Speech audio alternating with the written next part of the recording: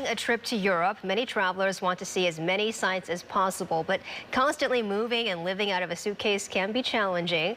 So if you want to see all the sites without running out of steam, river cruising can be a convenient option.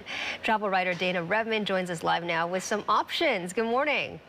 Good morning, Stephanie. When most people think of cruising, they think of that huge ship in the ocean. Maybe it has something crazy on top of it, like a roller coaster. But cruising isn't limited to those big ships. On river cruises, you wake up in a new spot, often every morning. You've probably only had to unpack once, but there's dramatically less people on a river cruise, and often longer stretches of time spent in destinations. That's really what makes the experience stand out for most people. I sailed aboard Riverside Debussy.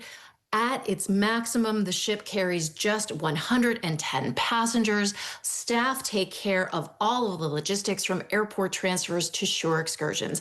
Now, the itinerary I was on focused on Germany. This is Rudesheim, surrounded by vineyards. It's a river town with a population of about 10,000 people. There are countless wineries to have a glass of wine. But for a good lay of the land, especially if you're a first-time visitor, I recommend hopping on that cable car. There's so much to see on that ride. If you like to wander, Rudesheim has this charming, really pedestrian-friendly center of town. You'll see something every time you turn around. Over the course of a week, we visited a handful of places: Dusseldorf, Cologne, Bonn, Frankfurt, Koblenz. The ship carries e-bikes and pedal bikes. In Cologne, we took full advantage and went with a guide rolling through the neighborhoods. We arrived in Koblenz just before sunset and spent the night. That allowed plenty of time to roam in the evening and get a feel for the city. The next morning, it was off to Ehrenbreitstein Fortress. Getting there included another scenic cable car ride.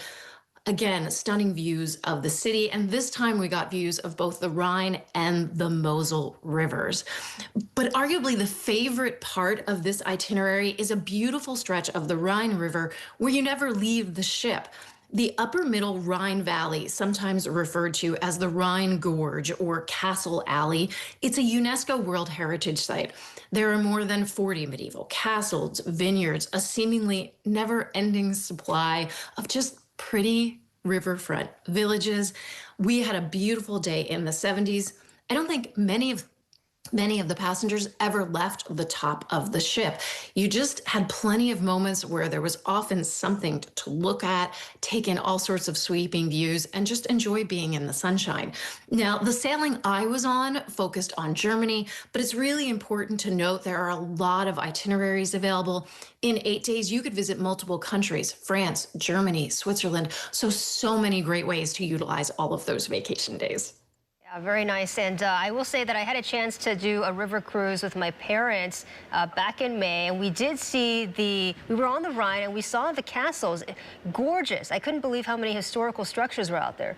It's a stunning stretch of the river, truthfully. And it's one of those things when you first say to people, you don't get off the ship, they're like, well, wait a minute, what am I going to see? And then you realize being on that ship really just gives you the best view. And it's one of those things. It takes a long time to sail through, so oftentimes you'll go out, you can sit down, you can have lunch, you can enjoy yourself. There's usually a guide offering commentary along the way, passing along kind of local lore. It's just a beautiful thing. You're going to take 1,000 photos that you'll come home with at the end of the day as well. Right. I still need to make a run down to the drugstore to develop all the images from my phone. It's tough. Dana, I think you mentioned a bit about tiered pricing for these river cruises. Can you expand on that? Yeah, so it's unique and it's a little bit confusing. It's very specific to Riverside, the ship that I was on. It's not the norm. So what they essentially do is they offer different packages. So they say most of their passengers, book one package. That's going to include pretty much everything: their room, their food, the shore excursions, alcohol. But the majority of travelers, that's not everyone. You can book if you're not a shore excursion type of person. If you don't like those group tours, there's an entry-level package available that just covers your room and your meals. If you decide during the sailing, like, oh, I wish I could take that tour, you can just add it on. I think there are 4 packages in total that you can choose from. And I would tell you there's no right or wrong choice here. It's really just knowing the type of traveler you are. If you don't like group tours, if you'd rather explore on your own, then you can explore on your own. Okay. It gives you a lot of flexibility, I think, at the end of the day, and particularly helps you with your budget. Now, would love to get some perspective from you on the food options too, because I'm a big foodie. I know a lot of our viewers love, a good dining experience. What was it like, the food experience on board the ships, and perhaps while you were, while you were docked at the different cities too?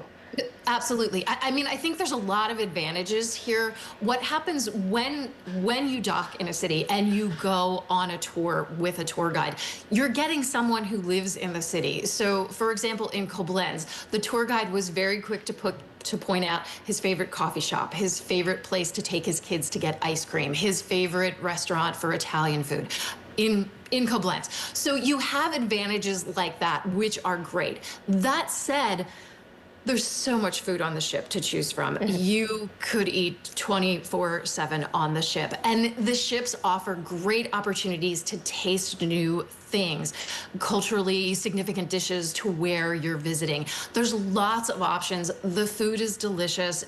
Yes, people are constantly joking that they come home and need to go on a diet. I certainly don't cook like that when I'm at home, so you will have lots of options. Sometimes it's the simplest things that you remember, though, too. I'm going to tell you about this sailing. Oh my gosh, the pretzels, the German pretzels. Yeah. I think I ate a lot of German pretzels during that week. I don't blame you. They're certainly very authentic the way that they make them out there. They are, and they're just really easy to eat. You walk by and you grab one and you take it to go, and then it's not that long when you're eating another one. So lots of options. Again, at the end of the day, you actually come home from a vacation feeling like you were on a vacation because so much was taken care of for you. All right, Dana Revman, thank you so much.